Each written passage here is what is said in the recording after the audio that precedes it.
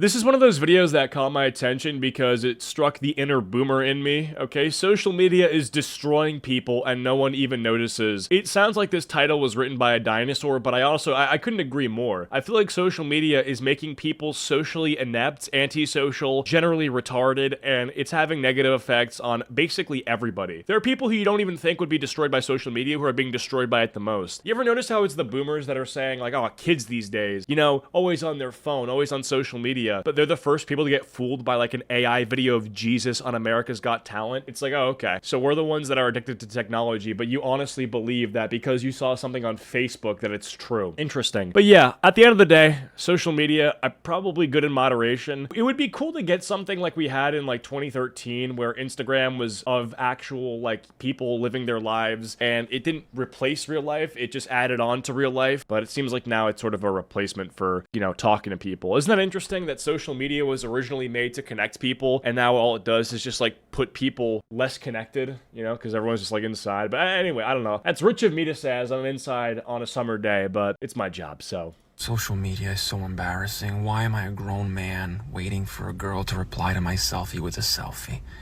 And when she doesn't reply, I get offended like it's a personal attack. This generation is ruined. You know, men used to fight wars and build cathedrals.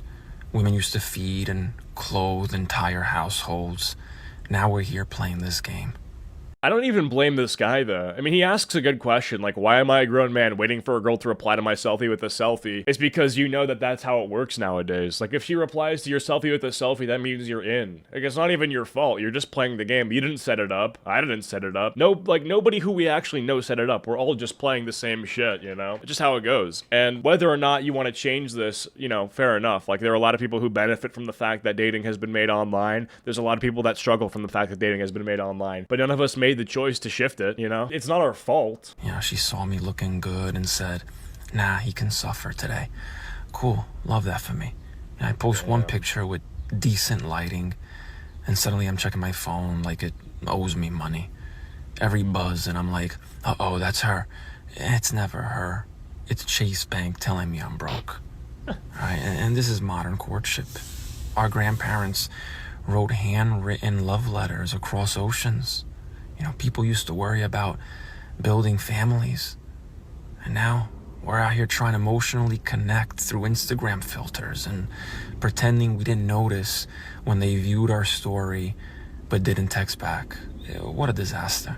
This is a controversial opinion, but So, I mean, this guy looks like he's on the cusp of Gen X to Gen Z. No, sorry, not Gen X. From millennial to Gen Z. Like, this guy could be 25, which I think that's still, yeah, that's definitely Gen Z. But he looks like he's like either 25 or 26, right? And, you know, my first instinct is like, hey, get off Snap, Unk. You're too old for this. But I also feel kind of bad for him. I do. Because there's a lot of instances where because of how things are set up, you are sort of forced to play the game of social media, even if you don't want to, even if you hate it, right? Like, you know how many, like, one of those, like, daycare jobs that people talk about? Not, like, actually working at a daycare, but, like, it feels like a daycare for adults. Like, people who can work anywhere in the world for 1 hour a day writing an email. Does anyone know what I'm talking about? The people who have these, like, weird jobs where they're on their laptop at, like, a pool, and they'll post a video saying, like, oh, I just got my work done for the week. It's like, what? How is that even possible? And, you know, those are the kinds of people that, because their jobs are online, they're going to be on social media a lot more, and some people love it and some people hate it, but regardless, based on how the work is set up, you don't really have a choice.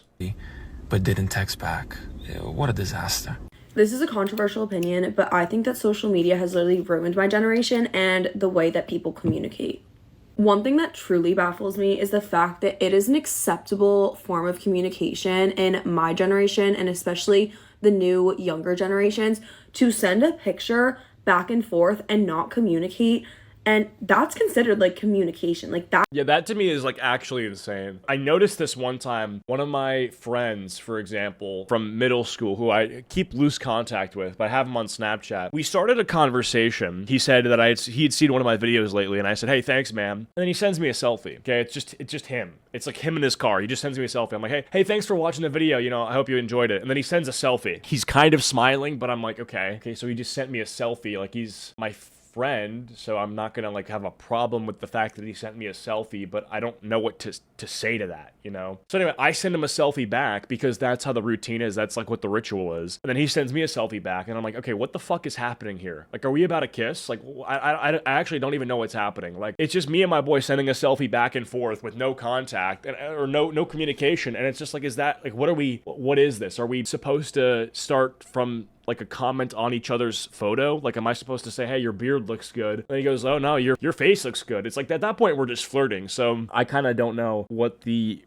goal of that is. Now, when it comes from men and women, like, I think it's different. Like, I guess if a woman is sending a selfie to a guy, it's like, okay, you know, women expect to be admired based on their beauty and their looks, which makes sense. And it's been like that forever. At a certain point, you know, just sending images of yourself back and forth just doesn't mean anything. It doesn't lead to fruitful communication at all. And it's kind of insane. That is literally so weird to me. Like, nowadays, the fact that people aren't like, oh, can I get your number? I want to talk to you. It's like, can I get your snap?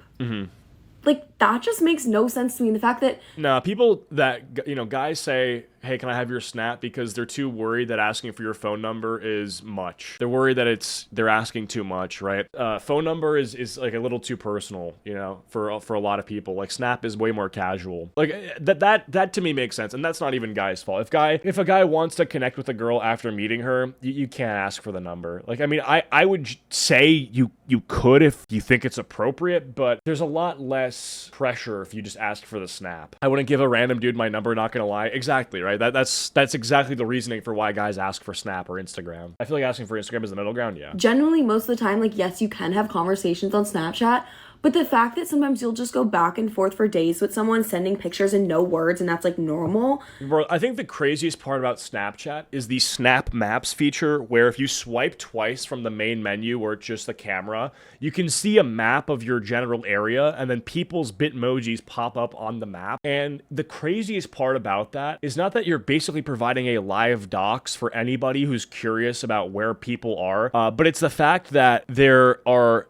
if you click on a location, it will show you images from the location that is happening recently. And I know people who, and these aren't like my friends, but I've seen people, this is like a thing that people do. They will look around Snap Maps if they're bored on like a Friday or a Saturday, and they'll look for parties to crash. So if there's a lot of people in one area, they'll assume that there's a party, will drive to that location, and then just crash the party. Like, that's insane to me that you thought that was acceptable. And it's like, hey, who are you? Who are you here with? Oh no, we just saw a popping on Snap Maps. Get the fuck out.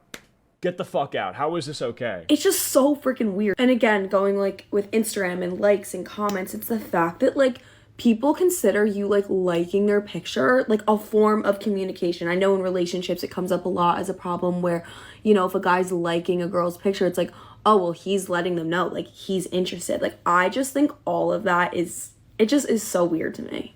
And this is coming from someone who does have like a small platform in social media. And okay, but I think it's a little hypocritical to say that Instagram likes are not a real form of communication, but at the same time, most women will get terrified if you like one of their old pictures randomly. So either it means something or it doesn't, right? Social media has been such a big part of my life.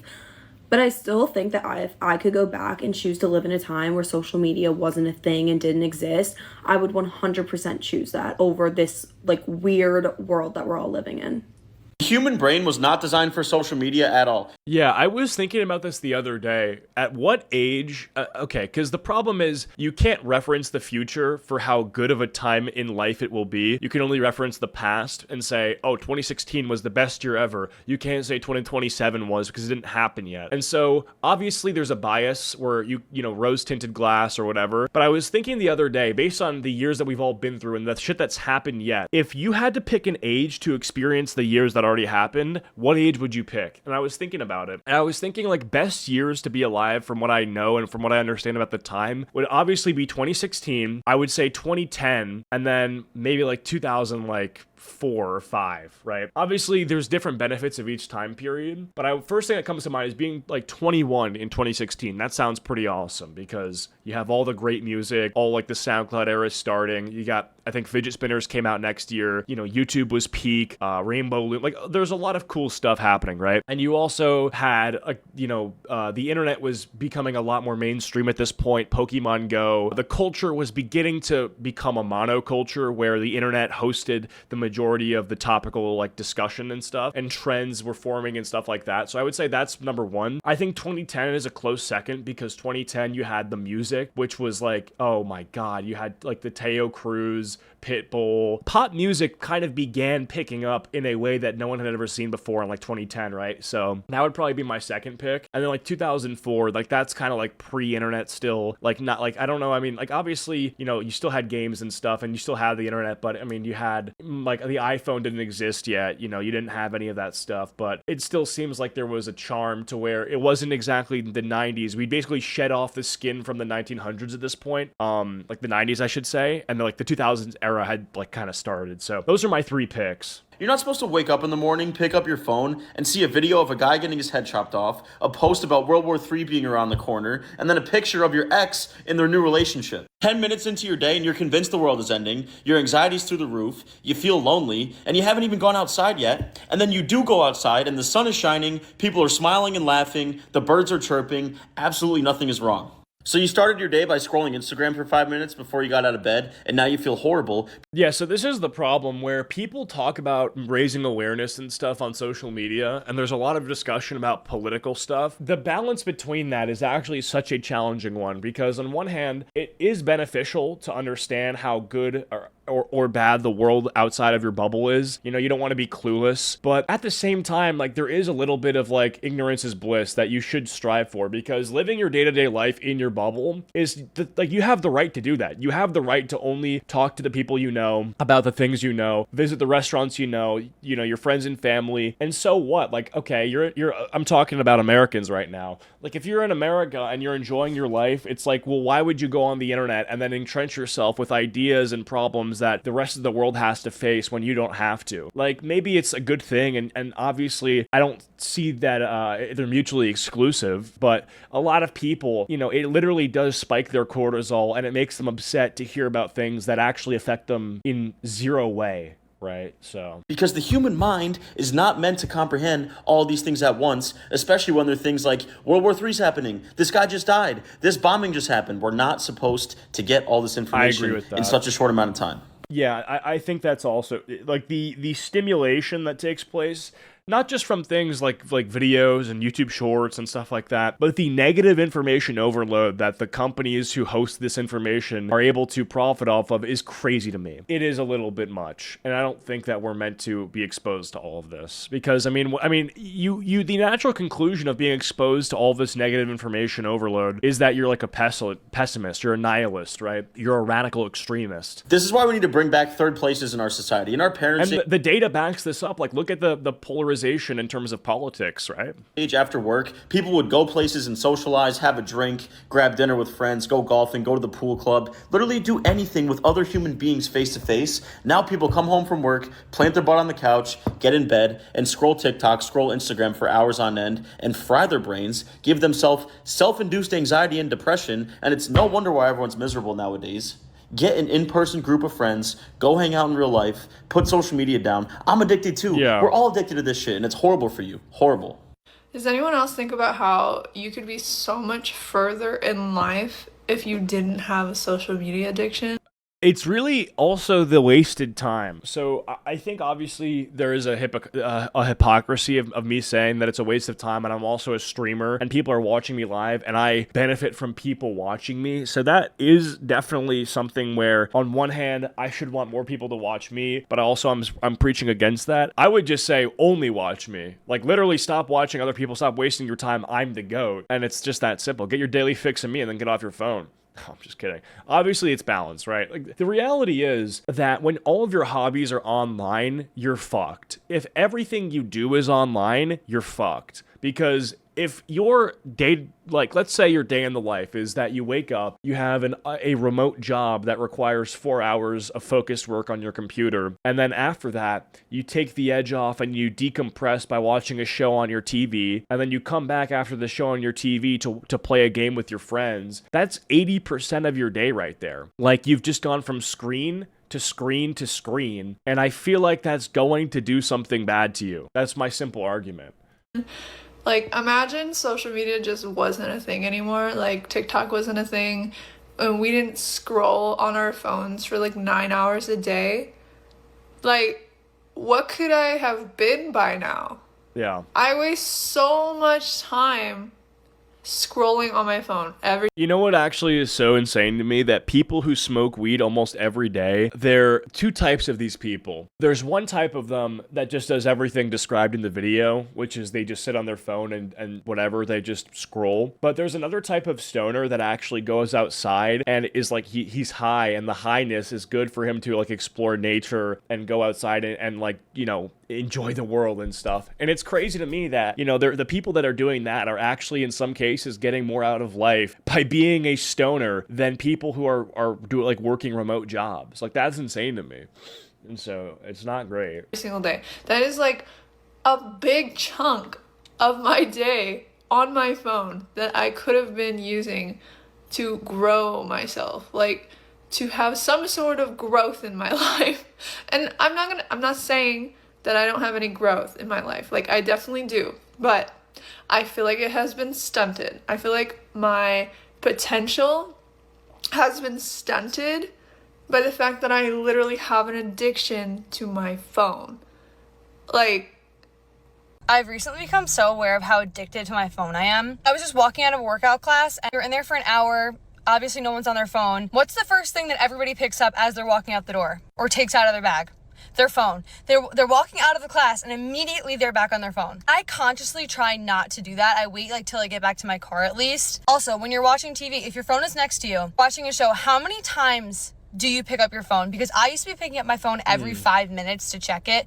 Check what? I don't know. Next time you watch a show, count how many times you pick up your phone. It's actually crazy, and I've gotten to the point that I need to put my phone in a separate room when I go to sleep. You know what also blows my mind about people who use their phones? And this is a thing I've noticed. You know that there's some people who don't like phone calls, who have a phone. People who are like, oh, just text me. And this drives me crazy. People who don't like voice memos. Oh my God. How would you prefer text over voice memos? Let's say you hate phone calls. Okay, maybe it's like too random and you don't like having to feel ashamed of missing a call. Okay. Imagine being like, you don't like voice memos. You can listen to them at any time and it carries more emotion and tone than a text. I hate phone calls. You're the problem. You're the problem, bro. How do you get a fucking phone and all you want to do is text?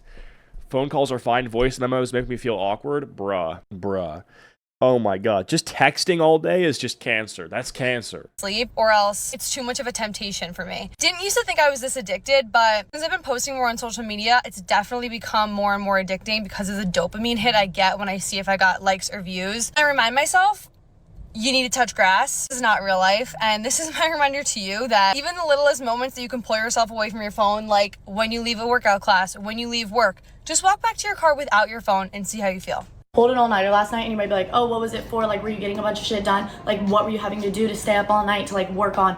I was literally glued to my phone. Like, it was like my eyes were just doing this over and over and my thumb was swiping over and over and over. It was like I was sucked into it and I couldn't get out. And I literally like feel like I have such an addiction to TikTok, especially TikTok and Instagram Reels. Like, that format can suck me in and suck me in and suck me in. There was a point in time in 8th grade, or not in 8th grade, it was during COVID, like right after that, when I would have to go to school in the morning and I would be sucked into my phone. Like, literally felt like I couldn't put it down. Like, it's like I would put it down and I'd be Dude, this type of girl is the kind of girl that I remember from, like, high school. Like, the very fast talking, and then you can see that she has a coffee right here. It's like 500 milligrams of caffeine in the morning, and then you're hyper-scrolling Instagram, and then you're talking, like, super fast, and every word has a filler, or every sentence has a filler word. And so I was, like, on, like, Instagram, and, like, I was scrolling, and, like, it was like, oh my God. especially TikTok and Instagram Reels, like that format can suck me in and suck me in and suck me in. There was a point in time in 8th grade, or not in 8th grade, it was during COVID, like right after that, when I would have to go to school in the morning and I would be sucked into my phone. Like, literally felt like I couldn't put it down. Like,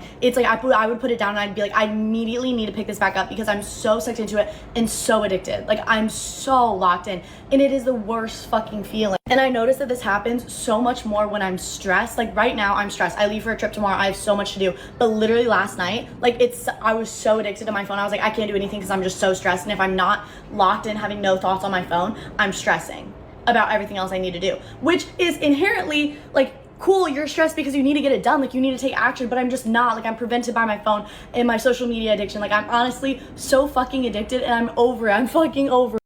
I mean, you could just delete the apps. Was I the only person who decided that they needed a break and then deletes the apps and then decides okay, I've been off for a few weeks, I'll bring them back now? And then half the time when you re-download them, you're like, oh, I didn't miss anything, and then I just delete them again. It's tough for me because I do benefit from being active on social media as a content creator, but it's not worth it. Like, even if it's my job, if I'm not literally making money from it, it's still not worth it. And I use that sometimes to justify overconsumption. Like, it's kind of insane how I can wrap my head around the justification I bring some of these things. Like, if I scroll for, let's call it an hour, and I'm, like, learning what people are saying, I learn the memes, what's happening this week, that's just for entertainment. That's for my own enjoyment or my own distraction. It's not to make me a funnier person. I'm not studying how to be more entertaining by scrolling. Like, it's just cope. It's definitely cope. So, yeah. Why did I not sleep last night? Like, I'm so fucking fed up. I used to do this all the time too. Like, it's during stressful times, and I'm like, I literally use that as like my coping mechanism. Is just like blocking out every single thought that I have by being scrolling for hours and hours and hours. My screen time last night, I'm gonna look. I was on my phone entirely from 12 a.m. to 5 a.m. entirely, completely sucked into my phone. And before that, I was watching an hour of YouTube. And I am leaving feeling so fucking anxious. I'm not feeling excited to walk into my day. It has Can I make a super obvious point that has been made for over 20 years now? Okay, cool. The reason that these social media apps are free on the App Store is because you are the customer. For every minute you spend scrolling, Instagram is creating a user profile like you. They're trying to understand what content you enjoy. And with that understanding, they sell your information to advertisers, and advertisers get a look at who you are and think about what they could sell to you. Instagram says, hey, this person likes this kind of content, and the advertisers say, oh yeah, we can advertise this to her because she likes this kind of content. And so basically you're trading your free time, taking invisible surveys for advertisers about what you want to be sold, and you don't even know it. You're not even aware. And when people are thinking also about, wait a second, I just played this game on my phone and now it's being re-advertised to me on Instagram, or this is a crazy one. If you just went to, let's say, McDonald's for dinner, they will literally advertise McDonald's to you on Instagram because Instagram also has access to things outside of the app in order to advertise other things to you. It's crazy. They know where you are. Like, they have your location. The app literally does. That's how you can post where you are on the app, like with the geography and stuff. It also knows, depending on who your friends are, what general, like, where in the world you are, what your friends are looking at. And so it can create a pretty accurate profile of you. I mean, like, they literally hire psychologists at some of these companies to dissect the human brain and its weaknesses to sell more shit to you, which is very backward. It's very not good. Affected me so negatively, and I'm deleting social media. Like, I seriously, like, I mean this when I say this. I'm about to take a social media cleanse. I'm gonna be For real, like, I watched one video about Labubu's on YouTube, and now I'm getting recommended live sellers on TikTok. TikTok does the same thing, yeah. traveling, and I'm gonna do 30 days no social media. Like, I have not done that in the past 10 years of my fucking life. I've been on social media every day, but this is ridiculous, and I feel like this is not how I should be living. Like, this is not how me, a 19-year-old girl in college who's in like the prime of her life, I'm fucking studying abroad, why am I living like that? Like, I need to get good sleep. I need to be doing hard things to better my life and to set myself up for success. Like, time is something that you invest and not spend, because the way that you spend your time is an investment into your future and how you can spend your future time. What the fuck is scrolling doing? What the fuck is it doing? It's literally just giving your money away. But like, if time were money, anyway. I think another issue is that the quality of content that you ingest is so low. And I think there are different instances of this. Like, obviously watching an Asmongold reaction video on YouTube is not super high quality content, but I would argue that watching 15-second Instagram reels of sheer, like, unadulterated brain rot is probably 10 times worse. And the real issue, people talk about why movie theaters are dying. They say prices, they say that it's hard to just go out and watch a movie when you can watch Netflix. But I would argue that people aren't even trading the movies for Netflix. It's not like Netflix is the one competing with the movies. I literally think, and this is my honest take, that the reason that movies are dying in the theaters is because people are literally just like, they're scrolling on TikTok more. Like, I don't think it's Netflix that's killing the movies, or Netflix that killed what was that shit that used to Blockbuster? I don't think Netflix even killed Blockbuster. I think just being online was the primary detractor from this sort of stuff, because you invest your attention in all this sort of stuff instead of like Netflix. Like the only time recently that I watched a series was Severance, and it was so good I couldn't not watch it, right? But it's hard for me to watch shows. Attention span, yeah, that's another one. But it's not, oh my God, I'm so frustrated myself. 30 days off of social media. I'm coming back here in 30 days and I will tell you how the fuck it is and if my life is better because of it, because right now I'm feeling so anxious and I'm fucking done.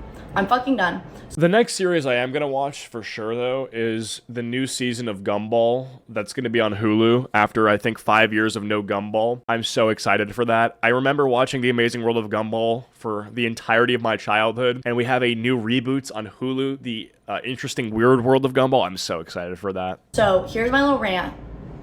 I love you guys. This is nothing. This is not a like posting problem. This is a consuming problem. This is a Sam problem in my scrolling habits. And I know I'm not the only one who feels like this. So if you feel like this, I understand.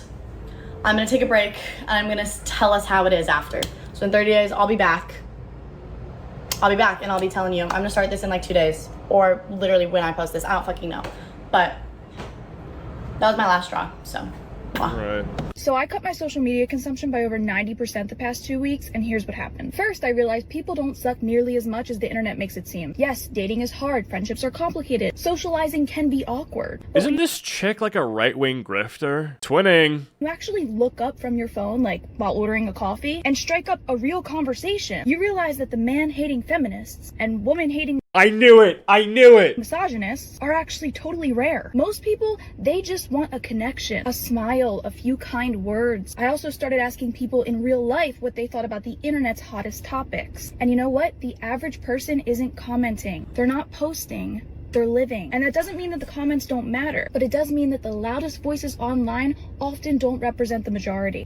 No, that's not true. Unfortunately, it's actually not. So the people have this idea that like the majority or whatever, the loudest voices online, like I used to not think this. Like I used to think that the average normal person who is offline is the majority, but at this point, I don't think so. Like I truly do think the majority of people are posting online about what they think. Maybe not on Twitter, maybe not on YouTube, but it's definitely, if you count the net amount of opinions that are being voiced, you literally cannot argue that it's not the majority of people that are talking online, because it is. Like, especially in America, the majority of people, literally every person that I know, posts their opinions online, or they have a social media account and consume the other opinions online, okay? So if they're not directly posting, they're consuming. And it's 100% inarguable that the majority of people are getting or posting their opinions online. Most addicted. Speaking of addiction, I started sleeping again. I stopped ending every night scrolling Twitter, watching people manufacture outrage like it's their job. I actually picked up a book instead. My mind Isn't this what she does? felt way quieter and less angry. And if you made it this far, here's what I really want you to consider. Your brain might be addicted to fake outrage. It's not just that you're frustrated with dating or society. It's that you're hooked on content that keeps you that way. Listen, the problem is like saying it's fake outrage. Like, I don't know that it's fake outrage. I think the outrage about certain topics is definitely real. I think that it's just not necessary. Like, you don't have to be mad about it. So I think the outrage makes sense. Like, if you look at dating, like the dating crisis it's data driven. The fact that dating is bad is because of things that have been quantified. There are increases in mental illnesses that make it harder for people to be companions and to connect. That's one thing. The mental illness stuff is also largely driven by societal factors, not just genetic mutations. Like, people aren't just mentally ill because the schizo gene has been really, spreading like wildfire. It's largely because of like the internet and societal changes, right? So dating's harder because of that. Dating's harder because of the antisocial crisis that has to do with people being on their phones, which is what this is talking about. And so if you have like some guy who's an incel talking about the dating crisis, like, that's not fake outrage. He's not clip farming. He really is mad about this shit, and he's mad for a reason, and it makes sense. But like, the reality is, you probably don't have to spend your life engaging with that opinion, even if it is true and the anger is valid. Same thing with people who are talking about the war that's happening, and like, the validity behind the outrage about the war is fair. Like, it's okay, it's a war, people are dying, it's terrible. I also don't know if you need to spend your life engaging with that discussion on the internet. That would be my argument. Every angry hot take, every video that trashes the people you're mad at, it gives you a little dopamine hit, a rush. Yeah, I don't know about that. I really think that word is so overused. Like, dopamine is a chemical, okay? Dopamine is a chemical that has a unique behavior in the human brain. And I feel like people who just use it whenever they're talking about shit like scrolling, every time you scroll, it's a dopamine hit. Like, do you even know what that means? Like, define dopamine. What is it? Is it a protein? Is it an acid in your brain? Like, what is it? Like, people don't even know what it is. I don't even fully know what it is. But I'm not saying you're scrolling, getting cheap dopamine. You need to be getting real dopamine, like on the treadmill. And it's like, okay, obviously it's a waste of time, but when people invoke this word, this dopamine word, it's like, it's very, the word dopamine has just been, it's been synonymous with just wasting your time, and people just kind of use them interchangeably. Of righteousness. It feels like truth, but it's just brain candy. And the more you consume, the more bitter. Yeah, exactly. And Brain candy. So it's like, what is dopamine? Dopamine is brain candy. Let's actually look up what is dopamine. Dopamine is a neurotransmitter, a chemical messenger in the brain that plays a crucial role in the brain's reward system, motivation, and motor control. It's often called the feel-good chemical because it contributes to the feelings of pleasure and satisfaction, and also influences mood and learning. Okay, so let's okay, obviously this is just saying what it does, but what actually is it? The neurotransmitter. You become. It is okay to consume content that validates you, but please be honest with yourself. Are you consuming it in moderation, or are you medicating with it? Because the internet is an addictive substance. Is social media actually ruining our lives? The answer to that is yes, to an extent. First and foremost, I want you to think about what's with the people in their car? Why is everyone in their car?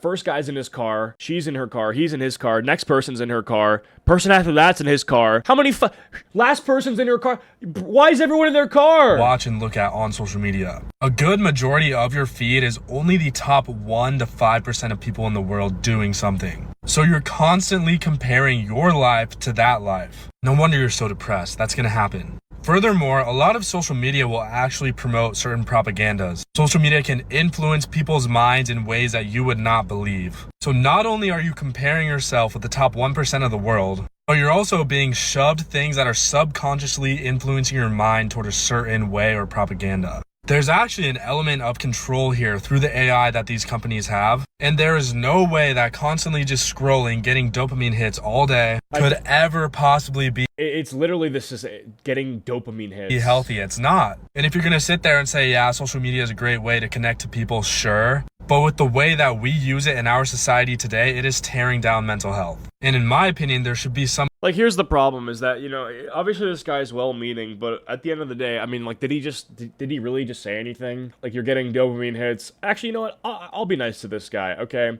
Maybe he's not the most articulate, but at the end of the day, it's true. Like, another issue is that if you look at the comparative, you know, the comparison stuff that happens because people are being shown oftentimes like celebrity lives and people who have their shit together and people who, let's just say, for me, I was getting people that are like 18-year-old millionaires on my feed when I would scroll almost every day. And that's not good. That's going to make you feel like you're behind, which could be good. I mean, maybe it makes you want to make $1 million, but this whole thing, especially for women, where especially they'll be shown like some really artificial looking girl with filters and lipstick and makeup, you can't recreate that. Like, you're not gonna look like that. So body dysmorphia, obviously, that's a big issue. I think guys have that too, you know, with the looks maxing shit. You know, people who they spend every day just preparing for the camera, and then they'll show you 5 seconds of them on camera, and then you're supposed to be upset because you don't look like that.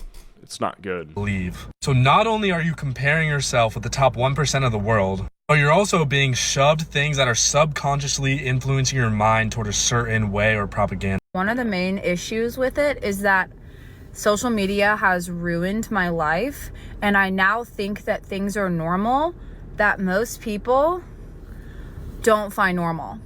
For example, I was at my son's baseball practice a few nights ago, and 2 of the moms who were sitting on either side of me were talking about the books they like to read.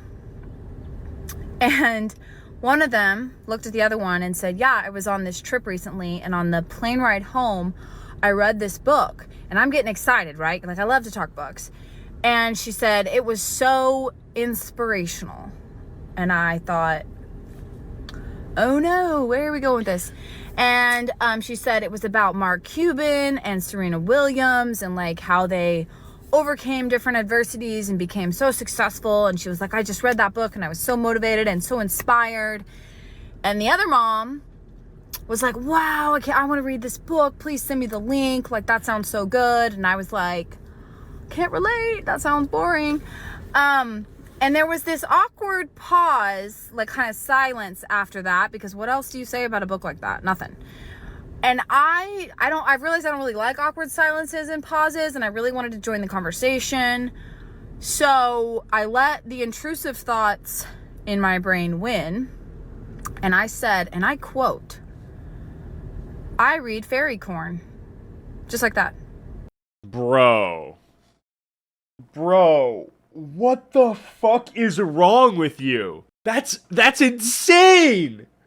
What the fuck? So the moms are like, yeah, this book helped me out and it inspired me to do better things in my life. And then you're like, I am a gooner. I read books that literally, oh my god, we live in a cultural sewer, bro. What is going on? Do we need to get nuked? Is there like a necessity for us to get full reset?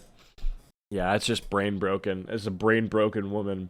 It is social media. And because social media is just the funnel for, you know, even deeper forms of degeneracy. Like, a lot of, girls posting reels and stuff are just meant to bring you to, like, their exclusive spicy content or whatever. And so that's that. But then it's also just the fact that, like, if you have access to your phone at all times, which can just in 3 seconds allow you to see, you know, naked people for your own pleasure, when the like most powerful rulers of history, for example, would have had to conquer villages in order to see naked women, I think we have a problem, because the different levels of earning it there could not be understated. You know, the guy who slayed the village to see naked women, it's like, okay, that guy is the goat. Like, he deserved it, he earned it. And then you decided to open Safari, so you decided to open Chrome.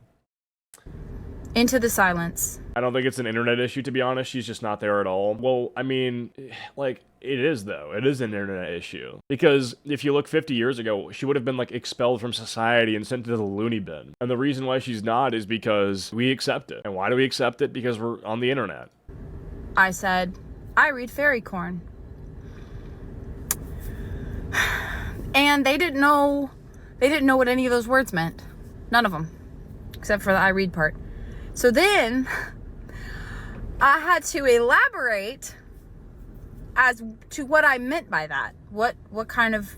Also, didn't she say that she was at her son's baseball game or something, and that's why she brought this up, because the moms were talking, like, in, like, the bleachers? What a terrible mom. Literature is that? I've never heard of that. So this is how I explained it, as best I could. And you know what's worse than telling...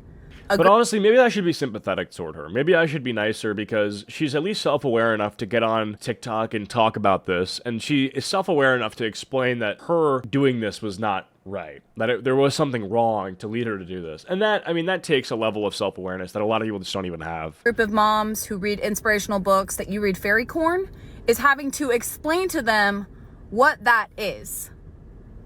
And so I said, of course, corn, that's pretty easy to explain. But when I gave them the synopsis of the fairy part, I was like, you know, there's this girl who's living in poverty in the human world, and she goes and kills an animal because her family is starving, and then this wolf... Yeah, we know where this is going. ...comes to her house and kidnaps her, and it turns out he's a masked high lord with pointy ears who shapeshifts, and he kidnaps her and keeps her prisoner in this rich palace and gives her pretty... Dude, what the fuck is going on? ...dresses and food. But then... Like, does this happen in Iran? This other high lord... Why are you explaining the lore to us? Like, I mean, I feel like I don't need to understand the lore to get the idea here. ...lord with pointy ears comes and... Like, you can tell she really read the fuck out of this book. Like, she was reading this book. He's a murderer. Getting the fucking pages wet and everything. But he comes and kidnaps her from him, and he's got bat wings, and they're both like 5,000-year-old men, and she's like 20. And their faces throughout this conversation I mean, it wasn't conversation, it was my monologue, but their faces were just like, you know, they're like slowly pulling their children away from my children. I don't know. I have two positions for friendship still available. So I'm 21 years old, and there's sort of a huge problem in our generation. Is there like a good ending there, or it was just like an awkward story? I mean, that wasn't even about social media. I feel like that was just you explaining to two mothers that you goon to werewolf smut. That no one really Like, what's the takeaway here? Oh yeah, those damn phones. Like, no, that's just you. Like, you decided to read that book and you loved it. Like, we can tell you love that book. talks about. We just And it's like, I don't understand. Like, okay.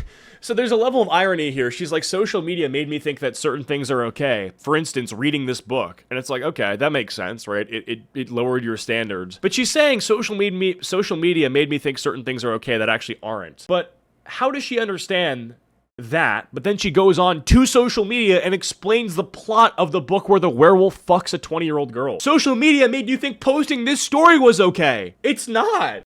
I get it's good to open up and have hard discussions, but you just kind of told us bro, keep that to yourself low key. Because now if I see you, it's like, oh, okay, I know what turns her on, and that's not something that I would want to know. completely are prioritizing convenience over interaction and experience. And we're just going to keep seeing this problem. Oh, 100%. And I know this because I'm a DoorDash demon. Nope, Uber Eats demon. Fuck DoorDash, we off that. Grow and grow with all these new technologies and apps. I'm just going to list out examples so you know what I'm talking about. So instead of going outside and trying to meet people, we use Tinder. Okay, to be honest, brother, you literally driving right now. I feel like it's not even your car's parked, you know? I mean, isn't this like prime example of social media addiction? Like, you gotta wait till you park the car. You're literally driving, you know? I mean, you can just do a voiceover, put your phone on the dash. Like, you're looking at your phone, looking at the road, just eyes on the road, come on. Instead of going to a movie theater, we watch Netflix. I told you, yeah. Instead of riding a bike or walking outside, we get on a treadmill or we buy. Okay, that's just stupid. Like, because, like, oh, instead of riding a bike, we run on the treadmill. Like, those are different forms of exercise. At Peloton. We DoorDash food instead of driving like 10 minutes to a restaurant and speaking to another human. When we want information. Yeah, but there are certain things that DoorDash does that restaurants don't do, right? Like, there are certain restaurants that you can't get to. They're too far, or I mean, am I really gonna like? Some restaurants feel like they're meant to be DoorDash. Like, I'm not driving to McDonald's. Okay, the McDonald's is being brought to me, and I'm gonna want to cry and feel like a pig after I eat it. We go to YouTube or TikTok. You know, we don't read about it. We don't go and talk to people and ask about it. I mean, I have learned a lot from YouTube, though. To be fair, there's been a lot of areas of discussion that I would not have been able to learn about at school. We can literally do everything from our homes. It's kind of crazy. And I'm not saying it's bad to do the other things, but the reason that I'm sort of scared for our generation is that we're going to get so comfortable with using technology that we are just going to not even know how to talk to people anymore. And we're going to be. Well, I think what's going to happen is by the time people realize how bad it is, we're going to have AIs talking to us more than we're talking to each other. So the problem is already going to be like completely different by the time people realize how bad it is. I just got back from the bathroom. I think I'm like 5 pounds lighter now. That was ridiculous. So scared to get outside of our houses. We're not forced to go do things for ourselves. You can make money off your phone. You can get information from your phone. You can get food from your phone. You can get entertainment. You can get a girlfriend from your phone. Like, it's crazy. And while some of it is nice, I just think it's important to recognize that and make sure you're still getting real experiences and interactions with other humans. Yeah, I think at the end of the day, it's really just what you do with it, because it could be a blessing or a curse. You know, you can make a lot of money online, but you could also just spend every second of your life on IG Reels, and maybe that's not the best way to live. So, yeah.